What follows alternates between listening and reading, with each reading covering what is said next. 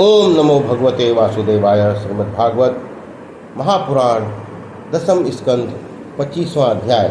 वसुदेव जी के मांगने पर श्री कृष्ण जी का देवकी के मरे हुए 6 पुत्रों को लाकर देना।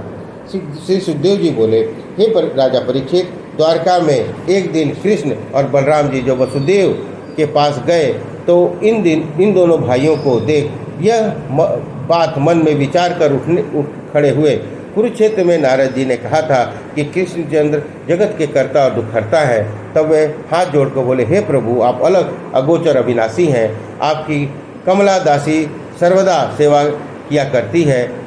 आप सब देवों के देव हैं। आपके भेद को कोई नहीं जानता। चंद्रमा, सूर्य, पृथ्वी और आकाश, इन सब में आपकी ही ज्योति विद्यमान है। आप ही सब स्थानों में प्रकाश कर रहे हैं। आपकी माया बड़ी प्रबल है। आपकी माया ने सब जगत को भ्रम में डाल रखा है। इस त्रिलोकी में सुर, नूर, नर, मुनि ऐसा कोई नहीं है जो उसके हाथ से बच गया हो। हे महाराज, इतना कह वसुदेव जी बोले, हे महाराज, ऐसा कह वसुदेव जी फिर बोले, हे करुणा सिंधु, दीन बंधु, जैसे आपने अनेक पतितों को तारा है, वैसे ही कृपा कर मेरा निस्तार कीजिए, जिससे भव सागर को पार हो पाऊँ, आपके गुण गाऊँ।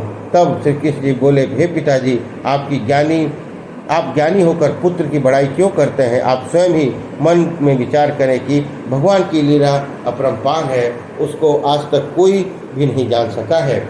देखिए महाराज, इतनी बात कृष्ण जी के मुँह से सुनते ही वसुदेव जी के मोह के वश होकर चुपचाप हरि भगवान का मुख देखने लगे। प्रभु वहाँ से चलकर माता के निकट गए तो पुत्र के मुख देखते ही देवकी जी बोली, हे कृष्णचंद्र, आनंद कर, मुझे एक महान दुख है जो रहकर हृदय के कांटे की तरह चुभता है। तब प्रभु ने कहा, वह क्या कहिए? जब देवकी ने कहा, पुत्र, तुम्हारे तो 6 बड़े भाइयों को कंस ने मार डाला है, उनका दुख मेरे हृदय से नहीं जाता है। सुखदेव जी बोले, हे महाराज परीक्षित, देवकी की ऐसी बात सुनकर कृष्ण बोले, हे माता, अब तुम इस बात की कुछ भी चिंता मत करो, मैं अपने भाइयों को जाकर अभी ले आता हूँ। इतना कहकर वे शीघ्र ही पातालपुरी चले गए। जब प्रभु के जाते ही यह समाचार पाकर राजा बलि अत्यंत धूमधाम से पाटंबर के पावड़े डालता हुआ उनका स्वागत करने आया और इस प्रकार बड़े सत्कार से उन्हें अपने राज मंदिर में लिवा ले गया। वहाँ सिंहासन पर बिठाकर राजा बलि ने चंदन, अक्षत, फूल, पुष्प, धूप नैवेद्य से श्री कृष्ण की पूजा की। फिर सन्मुख को हाथ जोड़कर स्तुति कर बोला, हे महाराज, आपका आना यहाँ कैसे हुआ है? तब हरि बोले, हे राजन, सतयुग में महर्षि नाम का एक ऋषि बड़े ब्रह्मचारी, ज्ञानी और सत्यवादी हरिभक्त थे। उनकी स्त्री का नाम उर्णा था और उनके 6 बेटे थे। एक दिन वे 6 भाई तरुण अवस्था में प्रजापति के सम्मुख जाकर हंसे तो हंसते समय प्रजापति ने अत्यंत कुपित होकर यह शाप दे दिया कि तुम जाकर अवतार ले असुर हो जाओ।